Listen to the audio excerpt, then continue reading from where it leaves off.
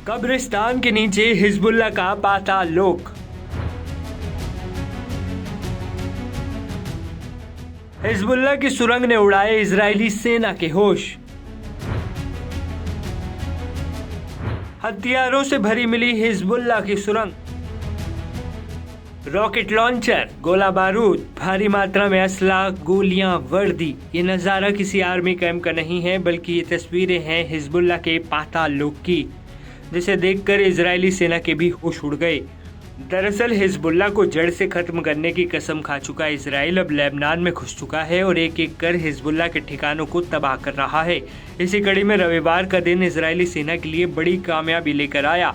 Lebanon में Hezbollah के ठिकानों को ढूंढते ढूंढते इजरायली डिफेंस फोर्स के सोल्जर एक कब्रिस्तान तक पहुंच गए।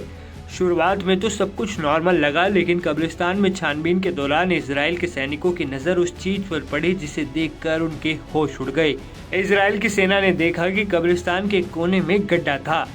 सैनिकों ने अंदर झांककर देखा तो उन्हें गुफा जैसा कुछ महसूस हुआ।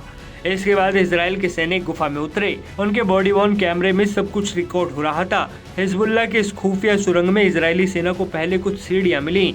इसके बाद और अंदर जाने के बाद इजरायली सैनिक हिजबुल्लाह के टेरर हब तक पहुंच गए। यहाँ उन्हें भारी मात्रा में असला, गोला बारूद से लेकर रॉकेट लॉन्चर तक मिले।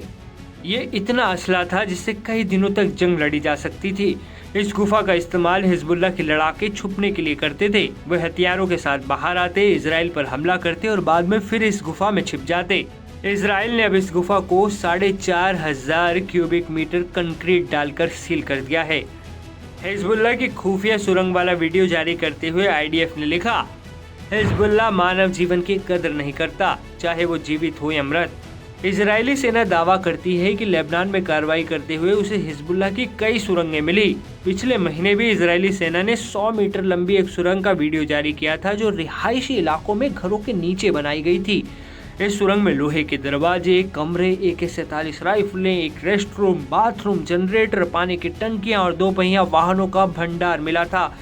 यानी पूरा का पूरा एक साम्राज्य हिजबुल्लाह के लड़ाकों ने जमीन के नीचे बसा रखा था, जिसे एक एक कर इजरायली सेना अब तबाह कर रही है।